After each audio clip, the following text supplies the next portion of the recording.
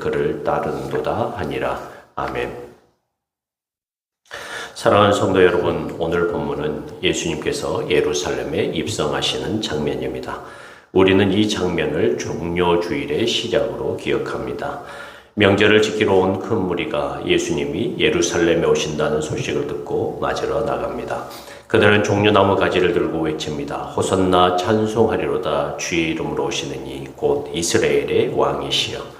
이 장면은 매우 뜨겁습니다. 사람들은 예수님을 왕으로 환영합니다. 그런데 여기에는 역시 당시 사람들의 기대가 들어 있습니다. 종려나무 가지는 승리의 상징이었습니다. 호산나라는 외침도 본래는 우리를 구원하소서라는 뜻입니다. 그리고 이스라엘의 왕이라는 말에는 민족적인 기대가 담겨 있습니다. 많은 사람들은 예수님이 로마의 압자에서 자신들을 해방시켜줄 강한 왕으로 오시기를 기대했습니다.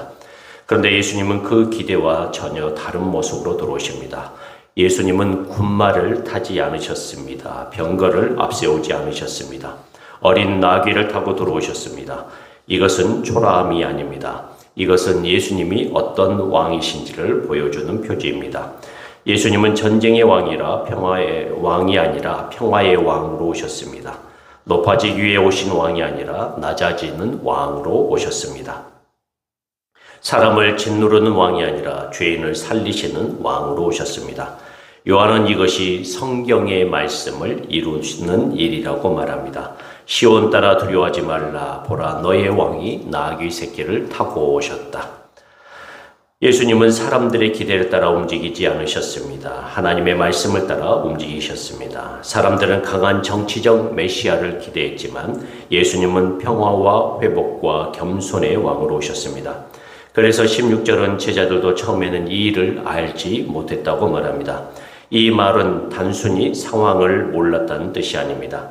그 장면의 의미를 아직 깨닫지 못했다는 뜻입니다. 제자들도 처음에는 사람들처럼 예수님을 눈에 보이는 강한 왕으로 기대했을 수 있습니다. 그러나 예수님께서 영광을 받으신 후 곧 십자가와 부활 이후에야 비로소 알게 되었습니다. 예수님은 로마를 무너뜨리는 왕으로 오신 것이 아니구나. 예수님은 죄와 죽음을 깨뜨리는 왕으로 오셨구나. 그래서 나귀를 타셨구나. 그래서 그 길이 십자가로 이어졌구나. 그때서야 제자들은 예수님의 왕되심을 바르게 이해하게 되었습니다. 사랑하는 성도 여러분, 우리도 제자들과 다르지 않습니다. 우리도 예수님을 믿는다고 말합니다. 예수님이 나의 왕이라고 고백합니다. 그런데 실제로는 내가 원하는 방식으로 역사하실 때만 왕으로 모실 때가 많습니다. 빨리 문제를 해결해 주셔야 왕 같아 보입니다. 내가 원하는 문을 열어주셔야 왕 같아 보입니다. 내 삶을 강하게 바꾸어 주셔야 왕 같아 보입니다. 하지만 예수님은 종종 나귀를 타고 오십니다. 조용히 오십니다. 겸손하게 오십니다. 십자가의 길로 오십니다. 그래서 우리는 주님을 알아보지 못할 때가 많습니다. 또한 사람들이 예수님을 환영한 이유도 본문은 분명히 말합니다. 나사로를 살리신 표적 때문이었습니다. 그 자리에 있던 사람들이 증언했습니다. 그 증언을 들은 사람들이 예수님을 맞으러 나왔습니다. 여기서 우리는 중요한 사실을 봅니다. 복음은 증언을 통해 퍼집니다. 살아계신 주님을 본 사람의 말이 다른 사람을 예수님께로 이끕니다. 그러면 우리는 어떻습니까?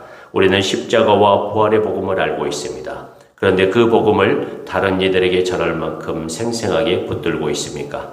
왜 우리는 말하지 못할까요? 왜 우리는 증언하지 못할까요? 복음의 능력이 없어서가 아닙니다. 우리 마음에서 그 감격이 흐려졌기 때문입니다. 부활이 멀게 느껴지기 때문입니다. 은혜를 은혜로 누리지 못하기 때문입니다. 그러나 살아계신 주님을 진짜 아는 사람은 말하게 됩니다.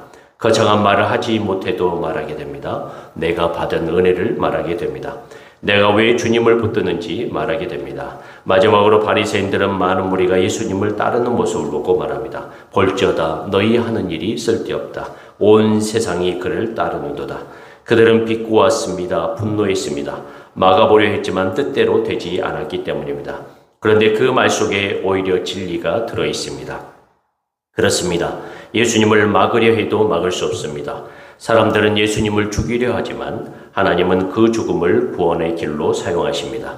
사람들은 십자가로 끝내려 하지만 하나님은 부활로 시작하십니다. 세상의 계획이 마지막 말을 하지 못합니다. 하나님의 뜻이 마지막 말을 합니다. 그러므로 사랑하는 성도 여러분, 우리는 오늘 이 아침에 다시 우리 자신에게 물어보아야 합니다. 나는 어떤 왕을 기다리고 있는가? 내 욕심을 채워줄 왕인가? 내 뜻을 이루어줄 왕인가? 아니면 십자가로 나를 살리시고 겸손과 평화를 나를 다스리는 참된 왕인가? 예수님은 지금도 겸손의 왕으로 오십니다. 평화의 왕으로 오십니다. 회복의 왕으로 오십니다. 그러므로 우리는 그 왕을 바르게 알아야 합니다. 그리고 그 왕을 증언해야 합니다. 세상이 흔들려도 교회가 약해 보여도 믿음이 조롱받아도 하나님은 여전히 자기 백성을 모으시고 예수님을 왕으로 고백하는 무리를 세우실 것입니다. 저와 여러분이 그 대열의 끝까지 서는 은혜가 있기를 소원합니다. 이 땅에 평화와 겸손과 회복의 왕으로 오신 그 예수님의 놀라신 은혜와 평화가 이 땅과 전 세계 가운데 날마다 임할 수 있기를 주님의 이름으로 간절히